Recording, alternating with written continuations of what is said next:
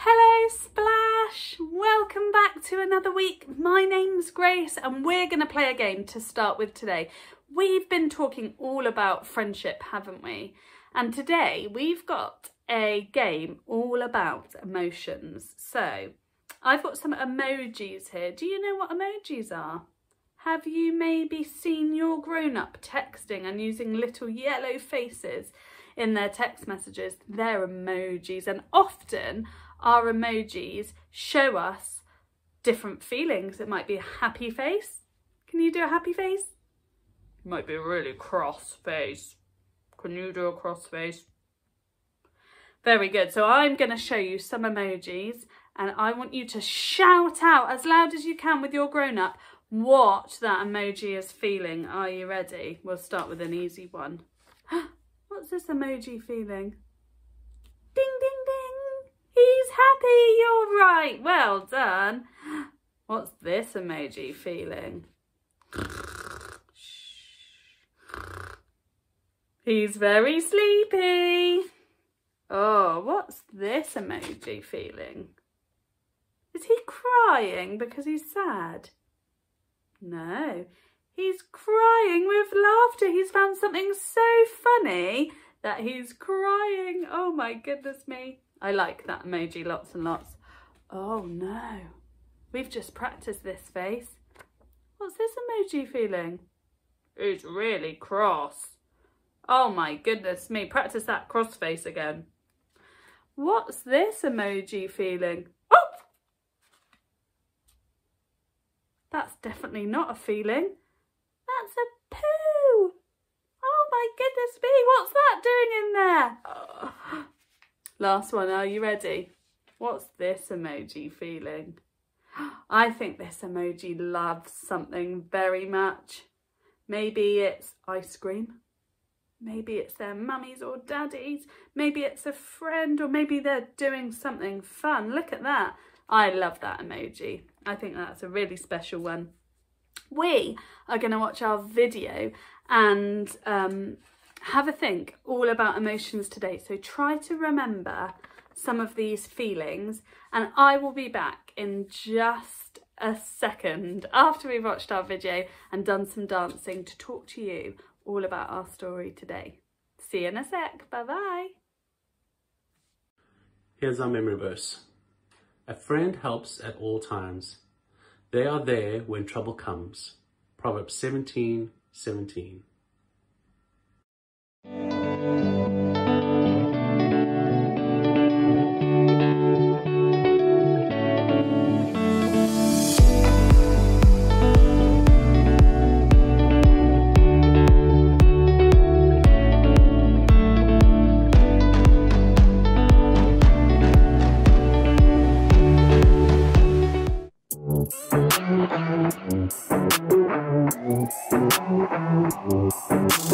Jesus, you have been so faithful. Jesus, you have been so true. I will be forever thankful, 'cause I never had a friend like you. Help me to be who you've been to me, to everyone I see. Let us love one another with our love like no other yet. That's the way you love us, God.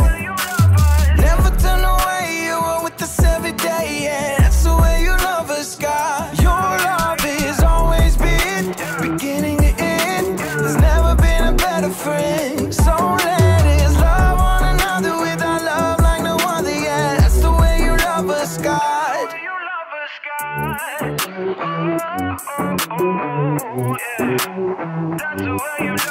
You with me in the darkest valley. You with me on the mountaintop.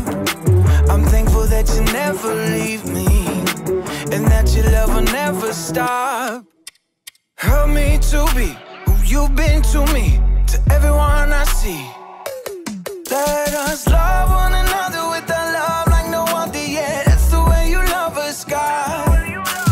Never turn away, you are with us every day, yeah. That's the way you love us, God. Your love has always been beginning to end. There's never been a better friend. So let us love one another with our love like no other, yeah. That's the way you love us, God.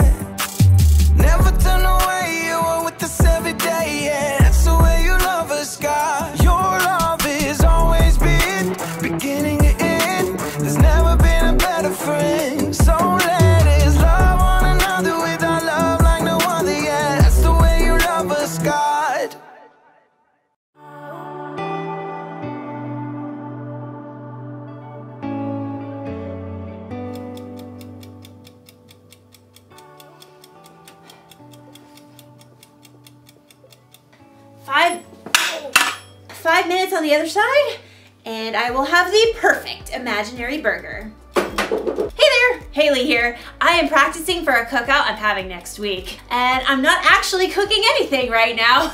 I'm inside. That would be a cook-in. So I've never really cooked for any of my friends before, so I just wanted to be prepared because I want them to still be my friends after the cookout's over. Just kidding, that's not how friendship works. Friendship is using your words and actions to show others you care. I don't think friends should stop being friends for little things like food tasting bad. Oh, it's delicious. And I think you can even stay friends with someone if they, say, accidentally burn you with a hot potato. Hot potato, hot potato, hot potato, ha, ha, ha, ha. Friendship can last through most anything. Unless a friend makes fun of my hat, then it's over. Oh, time to flip an imaginary burger. Woo! Today's story is about a time when one of Jesus's friends did something really bad. Jesus could have flipped out. But he didn't do that. He didn't do that. I'll see you soon. Oh, let's see. Can't turn the camera off with the mids. Sorry. The Bible. It's 66 books of history, stories, letters, and poetry that fit together to form God's one big story. The epic adventure of how He created us and loves us so much that He made a way to rescue us. As we travel through the Bible, from Genesis to Revelation, we discover people who met God and found their lives changed forever. And now for an amazing story, inspired by the book of John. Chapter 21, verses 1 through 19. Peter hauled in the knotted net yet again as the first light of dawn gleamed in the eastern sky. Empty. Not a single fish all night. Thomas shook his head. I doubt we'll catch a thing before it's time to take the boat in. John studied Peter thoughtfully. Peter, you didn't really want to catch fish anyway, did you? You just wanted to get out in the boat and do something normal. Peter shrugged, but he knew John was right. Over the past few weeks and months, everything in his life had turned upside down. First, Peter had shown the courage to speak the truth about his friend Jesus. You are the Christ. You are the Son of the living God. Many people wanted to make Jesus king, even though the religious leaders hated him. The day before Jesus was killed, Peter had promised Jesus that he would follow him anywhere, and even give up his life for Jesus. But that very evening, Jesus was arrested. Peter was so scared he told 3 different people he wasn't Jesus' friend. I don't know that man. Peter felt sick about what he'd done, especially when Jesus was nailed to the cross and died. But then he returned to life. He appeared to his friends. It was amazing, incredible. Everyone was excited beyond belief. Except Peter must have wondered. Is Jesus mad at me? Am I still his friend? Does he still love me? Now Peter found himself in the boat, trying to figure it all out. His fingers tightened on the wet rope as he prepared to cast the net one more time. As he glanced over on the shoreline, he saw a figure standing there. Friends, don't you have any fish? Nope, not one. Throw your net on the right side of the boat. There you will find some fish. The 7 disciples in the boat exchanged glances as Thomas laughed. I seriously doubt it. You guys have anything better to do? Let's give it a try. Together, the men heaved the heavy wet net back into the sea on the other side. Hey, I think we've got something. Bring it on in. There's 1 fish. 2 fish. A red fish. A blue fish. And another one. And another 10. Whoa! Need some help here. The net was so full of fish, they couldn't haul it into the boat. They began towing it to shore. John gaped at the man still standing on the beach. It's the Lord. Excitement raced through Peter's veins. He was about to see Jesus again. But just as quickly, guilt gnawed at his stomach. Facing Jesus meant he had to face how he denied knowing Jesus. But it's Jesus. I've got to see him no matter what. Grabbing his coat, Peter jumped out of the boat and into the water. He half ran and half waded to the beach, when he discovered that Jesus started a small bonfire. Fish and bread were already toasting over the flames. He's God's son and he's making breakfast for us. Jesus smiled at Peter. Bring some of the fish you have just caught. Yes, Lord. Peter ran back to the lapping water to help his friends haul their fish to shore. 153! You counted? Don't doubt it. Jesus gestured to the disciples to join him around the fire. Come and have breakfast. As the disciples gathered, Jesus offered them bread to eat. John whispered to Peter, This is what he did when we last ate together at the Passover meal. When breakfast finished, the disciples rose to take care of their fish. Peter found himself walking beside Jesus. There were so many things he wanted to say, but he couldn't find the words. Simon Peter, do you really love me more than these others do? Peter swallowed hard. Surely Jesus knew what he felt. Yes, Lord, you know that I love you. Feed my lambs. Peter remembered how Jesus would compare people to sheep in his stories. Peter, do you really love me? Lord, you know that I love you. Take care of my sheep. Sheep? People. Peter waited in his mind. Jesus must be telling Peter to take care of the people who had followed him. Peter, do you love me? Lord, you know all things. You know that I love you. Feed my sheep. Just as Peter denied knowing Jesus 3 times, he now confirmed 3 times that he loved Jesus. What's more, Jesus wanted Peter to go out and share that love with others. He's forgiven me, even after what I did. Peter, things are going to get even more difficult for you. You are going to be led places you do not want to go. Peter slowly nodded his head. He was willing to do anything Jesus asked of him. Follow me. Yes, Lord, I will. Because Jesus had forgiven him, Peter was now free to share the love of God with those around him, without carrying around a heavy load of guilt.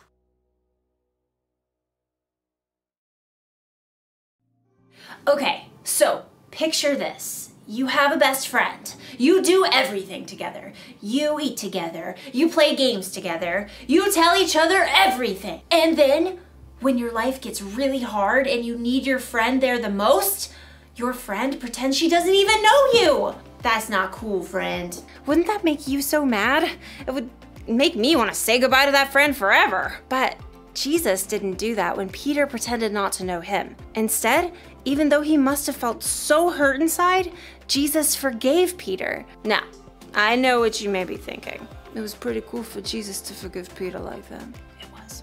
But guess what? Jesus forgives you and me like that too. Anytime we mess up, we break a rule, or we do something we know is wrong, Jesus forgives us. That's because he loves us so much, and because our relationship is more important to him than our mess ups. That's why the one thing to remember today is this. Friends, forgive one another. Jesus forgives us, so we should forgive others. Our friendships should be more important than our mess ups. I'm not saying it's easy to forgive. It's not. You're going to need God's help, but get this. When you choose to forgive, it can help you feel better inside. It can help your friend feel better inside, and it'll make your cookouts way more enjoyable. Speaking of, this imaginary corn is almost done roasting. Oh, look at that. Oh, what? Oh, this is gonna taste so good when they're real. Goodbye, everybody. Oh, again with the mitts.